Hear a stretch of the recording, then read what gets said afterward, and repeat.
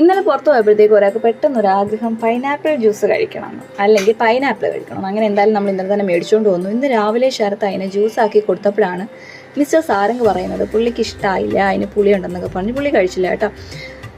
പിന്നെ നമ്മൾ രാവിലത്തെ ബ്രേക്ക്ഫാസ്റ്റിൻ്റെ പരിപാടികൾ സ്റ്റാർട്ട് ചെയ്തു. ആലു പൊറാട്ട ആയിരുന്നു പ്രധാനമായിട്ടും. ആലു പൊറാട്ട ഇന്ന് ഉണ്ടാക്കാനുള്ള കാര്യം, ആലു ഇരിപ്പുണ്ട്, അതുപോലെ തന്നെ പനീർ ഇരിപ്പുണ്ട്. അത് നമ്മൾ വീട്ടിൽ ചെയ്ത പനീർ ഇരിപ്പുണ്ട്.